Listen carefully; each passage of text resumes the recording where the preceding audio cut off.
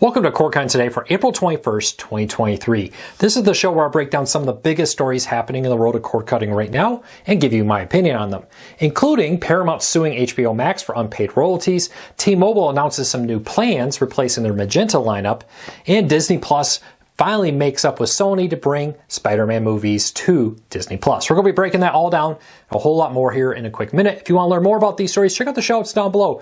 And in the first pinned comment, I'd love to hear from you and what you think of these stories in the comments.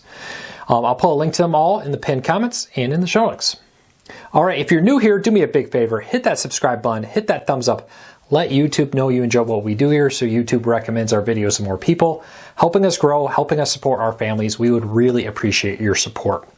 So with that said, let's dive into it. Let's take a look at the news of the day. Starting off with T-Mobile announced new unlimited plans called Go 5G. These replace the Magenta line, and there's a lot announced here. I'm going to kind of go over the highlights of it, but if you want to read all the details and find out all the information, check out the first pinned story down below. But with these plans, they'll start now at $50 a month for a limited time, typically $60, but that's $50 a month for just one line. There's additional discounts, and for a limited time, the third line is free with it. But this will allow you to have basically everything the current Magenta plans offer, but in a new form factor or a new plan with it, including more hotspot data. You'll get 50 gigs of hotspot data and more data outside the United States. So you get 15 gigs of high-speed data in Canada and Mexico every month. So if you live close to one of the borders like I kind of do, if you travel into Canada or into Mexico, your phones will continue to work with data there. And you'll be able to save with this, compared to other competitors' plans. Take a look at that later. But T-Mobile also says they will continue the Netflix on Us, so you will still get that with this plan. And a couple big things here. For one, you'll be able to upgrade your phone every 2 years for the same price as new customers. No difference in pricing between new and existing customers with that. And if you're thinking of switching to T-Mobile, they announced that they will now accept locked phones. So if you have, for example, their example was AT&T, a locked phone from AT&T, you can come into T-Mobile, sign up for a plan, give them your old locked phone, they'll give you a new T-Mobile phone and allow you to have the same phone and continue to access T-Mobile with that without having to get AT&T to unlock your phone before you transfer over to T-Mobile. Pretty nice feature there. They also announced some new small business plans and other discounts with it. If you want to find out more about those, check out the show notes down below. It's interesting. My thoughts on this is I actually kind of like the Magenta name better, but that's personal opinion. Overall, it seems like a good deal. $50 a month for their Essentials plan with that. Additional discounts if you want to add the ability to get more lines with that, and a limited time offer with this. So if you don't sign up soon, you may have to pay the $60 a month fee again. Check out the link below. Let me know, are you a T-Mobile customer? What do you think of these changes? If you've been thinking about switching to T-Mobile, would this make you switch? Leave me a comment, let me know. All right, ESPN is laying off or going to ask staff to take pay cuts starting next week. According to multiple reports, including out there, including the New York Post's team and the Sports Business Journal, they say that Disney's cuts that we already know are going to happen next week will include significant cuts at ESPN that will happen in multiple waves. This first wave at ESPN will require them to cut staff behind the camera, but they will be laying off staff in front of the camera also and asking some in front of the camera staff to take pay cuts or give up their job. So they'll have the option, hey, if you want to take a pay cut, you can keep working here. If not, we'll pay out your contract, but you're going to be out of a job then. ESPN and everybody is facing the same problems. Fewer people are paying for cable TV, which means their revenue from subscriptions is going down. An increasing number of cord cutters are foregoing live TV and going streaming only, which means that they're not paying for ESPN. ESPN got fat for a long time on the fact that a lot of people who didn't watch ESPN paid for ESPN. Increasingly, people who don't care about news are going on demand only, which is cutting ESPN out. And plus, there's a lot more competition in the sports world with, for example, Big Ten Sports leaving ESPN this upcoming season and going to be on Fox, NBC, and CBS instead of being on ABC and ESPN. So we'll see how it all plays out, but look for ESPN cuts to happen in waves. Full details in the stories down below. All right, Disney Plus has finally announced a deal with Sony to bring the original Spider-Man and Venom movies over starting today. Yes, today, a collection of those movies, including the first 3 Spider-Man movies, are now available on Disney Plus. Sony actually owns rights to these in a weird kind of contract way. Disney owns Marvel, but Sony owns Spider-Man. And Sony and Disney apparently struck a deal to make this happen. They also had a little line in there that says that more Sony Pictures movies will be coming to Disney Plus later this year, but they didn't say what pictures or what exactly that means. Could Disney Plus be looking to expand beyond Disney content into selections from other providers like Sony? We'll see. For now, this one makes perfect sense to bring Spider-Man to Disney Plus with all the Marvel content on Disney Plus. We'll see how it all plays out. All right, Sling TV, the free stream. This is the free streaming service for Sling TV. It does not require you to have any contract. You don't have to give them a credit card, and you can watch a ton of free stuff. Over 300 channels and 41,000 on-demand titles.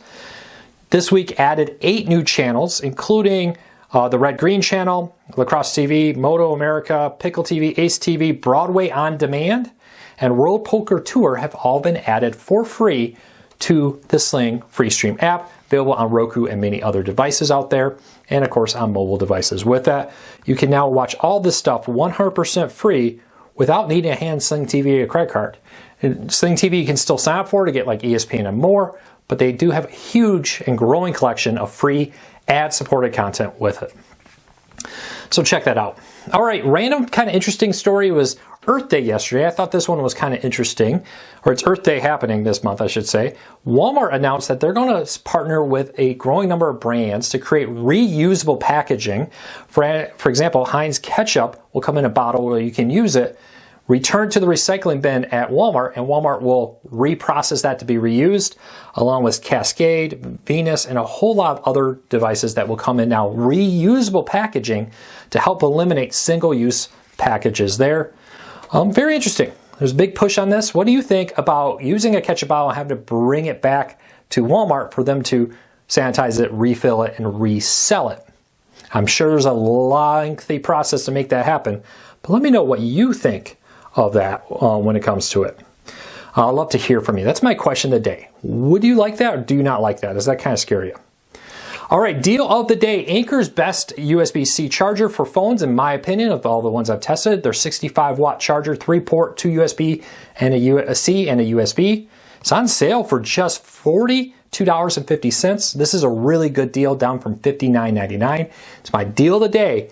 If you're looking for a USB wall charger that can max charge a lot of devices, check this out. Link in the show notes down below. All right, speaking of products and chargers and all that, fake counterfeit products are a big problem on many online stores. Now Amazon's launched a new initiative to partner with other online sellers to crack down on piracy or in this case, counterfeits, I should say. This new anti-counterfeit exchange will partner with online sellers across the board that allow them to exchange information on known counterfeiters who are selling products online. Often, for example, they get kicked off of Amazon, they'll jump to another store out there and start selling online their products there. Now Amazon will be able to say, hey, this particular seller, we've confirmed that they were doing piracy. That seller could tell Amazon in an attempt to try to keep these people off of Amazon. Sometimes that can be difficult when it's happening third party. You know, if I'm listing at Amazon, I could be having all the products at my home and shipping them from my home. But now Amazon's cracking down on that to say, hey, if you want to ship or sell with us, we're going to do our best to kind of vet you to prevent you from selling counterfeit goods. We'll see how that all works out. And lastly, the big story of the day may be Paramount is suing Warner Brothers Discovery's HBO Max service for $52 million in unpaid South Park streaming rights. This is actually a countersue because HBO Max sued Paramount Plus because they say they had a contract for all of South Park content. Paramount Plus aired 2 special South Park episodes recently, or events we'll call them. And HBO Max says, no, we have a rights to South Park. And Paramount says, no, we only sold you the episodes. So Paramount, we're still giving you new episodes for the regular shows, but movies and specials did not get included in that. So HBO Max stopped paying Paramount, even though Paramount's still giving them the content during this lawsuit. Now Paramount's suing, saying, hey, you owe us $52 million for the content that you're airing and not paying us for.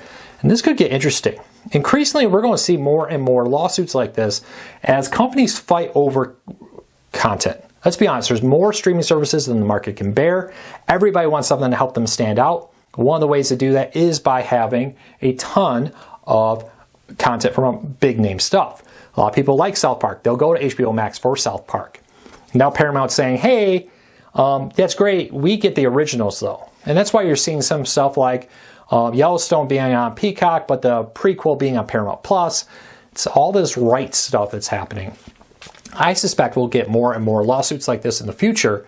But for now, South Park will continue to air on HBO Max as this lawsuit goes through. And this is probably going to take a long time. There's discovery and all kinds of stuff. It would not surprise me if this will drag out for years or so. Or maybe in a year they'll come to some type of pre-court settlement on this. We'll see. This can easily drag out to be a year or two, depending on how both parties try to drag their feet with these two lawsuits. We'll see what happens. Well, that's it for today. I hope you have a fantastic weekend. Hope you're enjoying the beautiful weather. I'll talk to you all on Monday. I'll probably have a special video up this weekend, so check it out. Take care, everybody. Be safe. I'll be back again real soon.